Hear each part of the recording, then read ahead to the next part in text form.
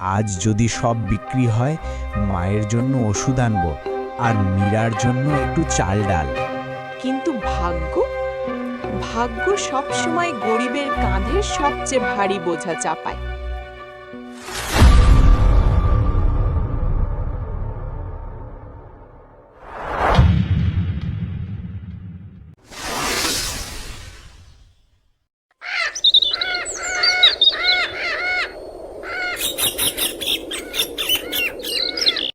সূর্যপুর নামে এক ছোট্ট গ্রাম। গ্রামটা বড় নয়, কিন্তু তার আকাশটা বড়। বড় আকাশের নিচে ছোট ছোট মানুষ আর তাদের ছোট ছোট স্বপ্ন। এই গ্রামেই থাকতো অনিক, গরিব জামুনওয়ালা। তার হাতে ছিল না কোনো জমি, তার পায়ে ছিল না দামি জুতো, তার মাথায় ছিল না বড় স্বপ্নের মুকুট। তার ছিল শুধু একটা বাঁশের ঝুড়ি আর এক রাস আশা। প্রতিদিন ভোরে ঘুম ভাঙতো অনেকের, মার কাশির শব্দে, স্ত্রী মীরার দুশ্চিন্তার চোখে আর নিজের পেটের ক্ষুধায়। সে জঙ্গলে যেত, কাঁটা গাছের ডাল ভেঙে জামুন তুলত। হাত কেটে যেত, কিন্তু সে কাঁদত না, কারণ গরিব মানুষের চোখের জলও নাকি বিলাসিতা। আজও সে জঙ্গল থেকে জামুন তুলে এনেছে। জামুনগুলো ছিল চকচকে কালো, মিষ্টি গন্ধে ভরা। অনেক মনে মনে বলেছিল, আজ যদি সব বিক্রি হয়, মায়ের জন্য ওষুধ আনবো আর মীরার জন্য একটু চাল ডাল। কিন্তু ভাগ্য সবসময় গরিবের কাঁধে সবচেয়ে ভারী বোঝা চাপায়।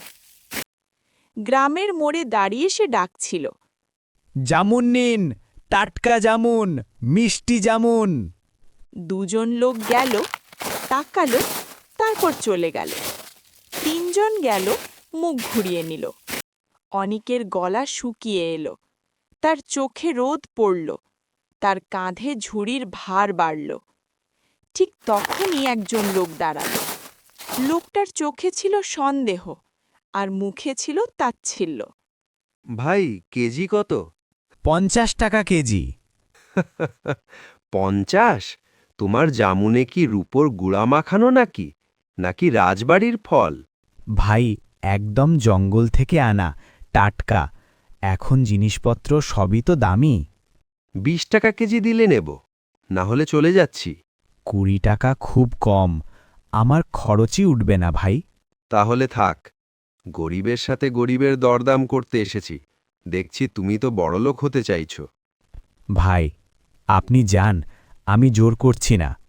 লোকটা চলে গেল। চলে যাওয়ার সময় তার হাসিটা যেন অনিকের বুকে একটা পেরেকের মতো গেঁথে গেল। অনেক ঝুড়ির দিকে তাকালো, জামুনগুলো যেন আজ আরও কালো দেখাচ্ছিল। তার মনে হলো, জামুনগুলো শুধু ফল নয়, এগুলো তার সংসারের শেষ আশা। আজ একটাও বিক্রি হলো না। ঘরে কি নিয়ে ফিরব? মায়ের মুখ কিভাবে দেখাবো? মীরার চোখ কিভাবে সামলাবো? ঠিক তখনই গ্রামের প্রভাবশালী লোক কানাই মুখিয়া এসে দাঁড়ালো। কানাই মুখিয়া, যে মানুষটা হাসে কম, কিন্তু সুযোগ দেখলে দাঁত বের করে। ওরে অনিক, এত মন খারাপ করে বসে আছিস কেন? নমস্কার মুখিয়া কাকা। জামুনগুলো তো ভালোই লাগছে। চল, 30 টাকা কেজি দরে 10 কেজি দে। ঠিক আছে কাকা, আমি দিচ্ছি। যাক, আজ অন্তত খালি হাতে ফিরতে হবে না। গরিব মানুষ, একটু মিষ্টি কথা বললেই সব দিয়ে দেয়। অনেক ঘরে ফিরল। ঘরে ঢুকতেই মীরা দৌড়ে এলো। শুনছো, মায়ের শরীর খুব খারাপ, জ্বর উঠেছে। কি বলছো? দাঁড়াও, আমি বৈদ্যকে নিয়ে আসছি। বাইরে তখন বৃষ্টি, ঝড়, রাস্তায় কাদা। অনেক দৌড়ালো, পা পিছলে গেল, কিন্তু উঠে দাঁড়ালো। সে শুধু একটাই কথা ভাবছিল, মা যেন বাঁচে। বৈদ্য কাকু, চলুন, মা খুব অসুস্থ। বৈদ্য এলো, মার নাড়ি দেখল, চোখে পানি দিল, তারপর মাথা নেড়ে বলল, বড় জ্বর। এটা শুধু একটা ওষুধেই ঠিক হবে, কিন্তু ওষুধটা খুব দামি, জড়িবুটি সহজে পাওয়া যায় না। টাকা নিয়ে ভাববেন না কাকু, মাকে বাঁচান। ওষুধ এলো, মা ধীরে ধীরে শান্ত হল, কিন্তু ঘরের টাকা শেষ। এত টাকা এলো কোথা থেকে? মুখিয়া কাকা আজ জামুন কিনেছিল, ওই টাকা। মানে সব টাকা ওষুধেই শেষ? হ্যাঁ, এখন আমার কাছে কিছুই নেই। কিছুদিন পর মা সুস্থ হল, কিন্তু সংসারের অবস্থা আরও খারাপ। অনেকের জামুন বিক্রি কমতে লাগল, কখনো 20 টাকা, কখনো 30 টাকা, কখনো একটাও না। মীরা প্রতিদিন চালের হাড়ি দেখে দীর্ঘশ্বাস ফেলত। মা চুপচাপ জানালার দিকে তাকিয়ে থাকত, আর অনেক নিজের ভিতরের আগুন লুকিয়ে রাখত।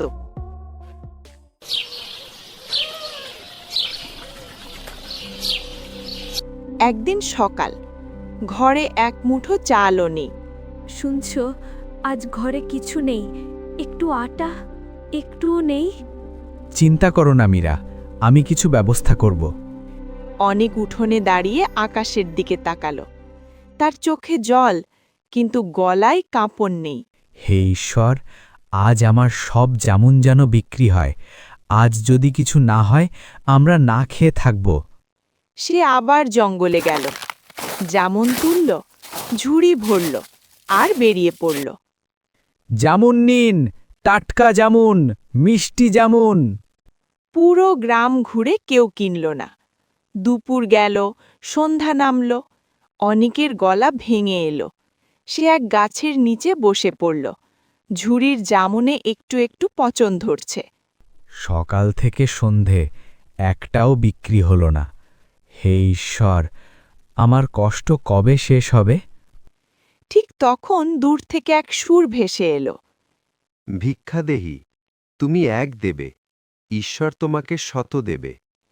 এক সাধু বাবা পথ দিয়ে যাচ্ছিলেন, চোখে শান্তি, মুখে হাসি, আর পায়ে ধুলো। প্রণাম বাবা।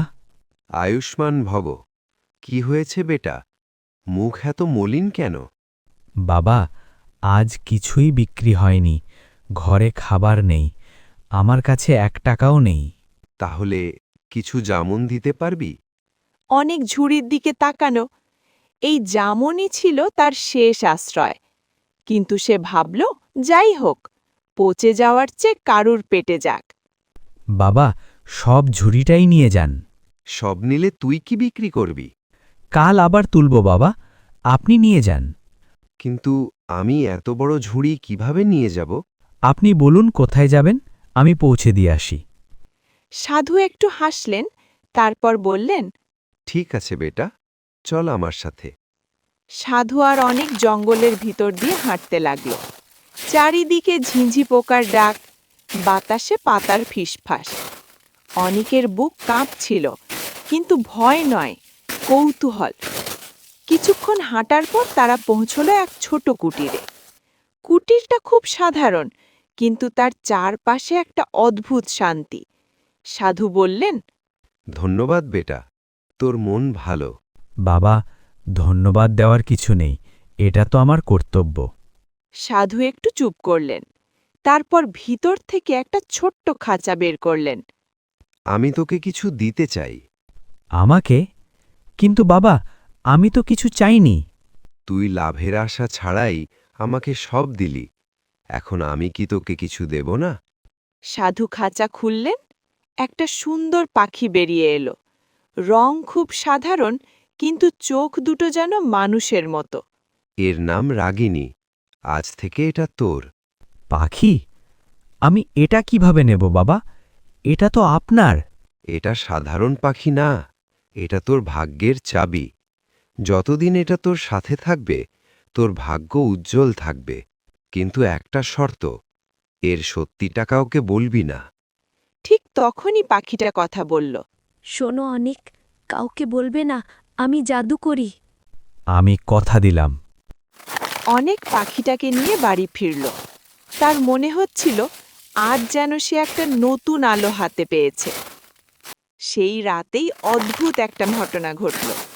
বিকাশ নামে এক প্রতিবেশী এসে বলল, অনেক, বাড়িতে আছিস?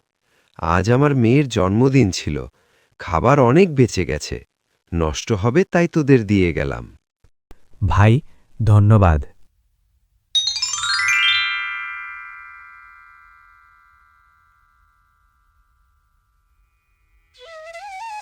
মীরা অবাক, অনিকও অবাক, মার চোখেও পানি। সেই রাতে তারা অনেক দিন পর পেট ভরে খেল।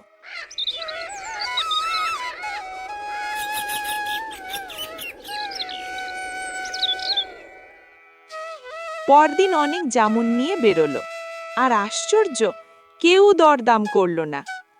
একদিনে সব বিক্রি, ভালো দাম। অনেক বাজার থেকে কাপড় কিনে আনলো, চাল ডাল তেল কিনে আনলো, মার ওষুধ আনলো। এত কিছু! আজ ভালো আয় হয়েছে, তাই। দিন যায়, অনিকের দিন বদলেতে থাকে। একদিন ভোলা এসে পুরনো ধার ফেরত দিল।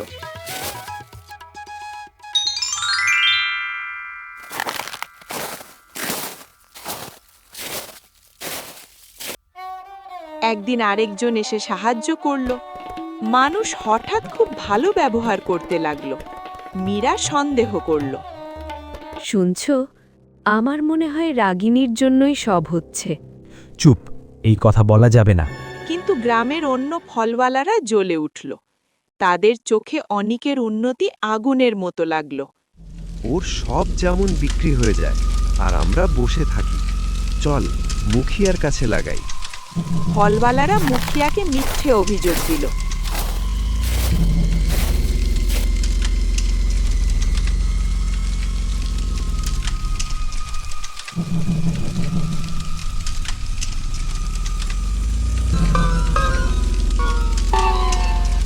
বলল নাকি অনেক নাকি চুরি করে জামুন বিক্রি করে। মুখিয়া মনে মনে হাসল। তার আসল উদ্দেশ্য ছিল অন্য। আজ রাতে গিয়ে আসল রহস্য জানব। রাতে মুখিয়া অনিকের জানালার পাশে দাঁড়িয়ে শুনল। ভিতরে মীরা কসম করল। আমার কসম, সত্যিটা বলো, আমাদের ভাগ্য বদলানোর রহস্য কি? মীরা, এসব জানতে চেও না। আমি শুধু সত্য চাই। কসমের চাপে অনেক সত্যি বলে দিল।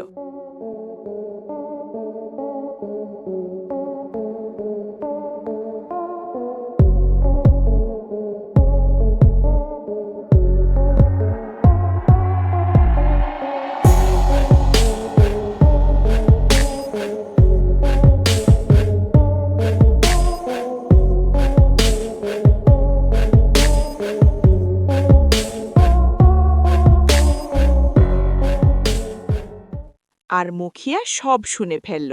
ও, তাহলে পাখিটাই ভাগ্যের চাবি। এটা আমার চাই।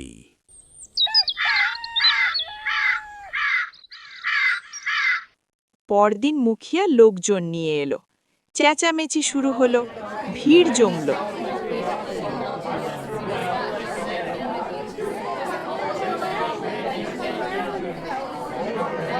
অনেক, তুই চোর! চোর? কিসের চোর? তোর নামে অভিযোগ আছে যে তুই প্রতিদিন জামুন গাছ থেকে চুরি করে বিক্রি করিস। আমার কাছে সব খবর আসে, তাই তোর 15,000 টাকা জরিমানা করা হলো। আমার কাছে এত টাকা নেই। তাহলে তোর পাখিটা নিয়ে যাব। না, আমি যাব না। ও নির্দোষ, ছাড়ুন। লোকের ভিড়, চেঁচামেচি, শেষে মুখিয়া পাখিটা নিয়ে চলে গেল।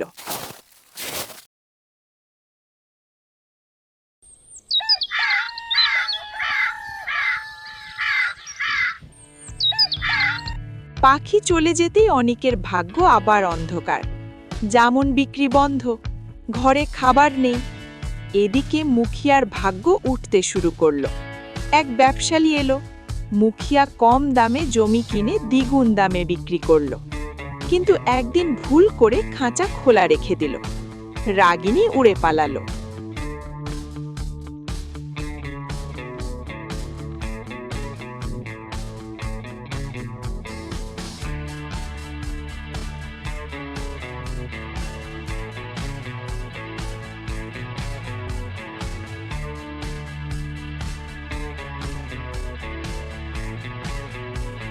আর ঠিক তখনই ব্যবসায়ী এসে মুখিয়াকে ব্ল্যাকমেইল করলো। মুখিয়া বাধ্য হয়ে টাকা ফেরত দিল। মুখিয়া বুঝল অন্যের ভাগ্য চুরি করলে ভাগ্য ফেরত নেয়। অনেক জঙ্গলে সাধুর কাছে গেল।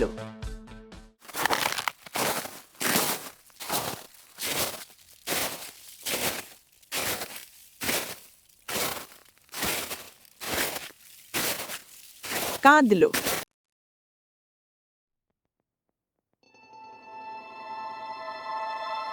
বাবা, আমি ভুল করেছি। ভুল মানুষই করে। এই নাও, রাগিনীকে আবার নিয়ে যাও। আর কখনো কাউকে বলবে না। আর কখনো কাউকে বলবো না।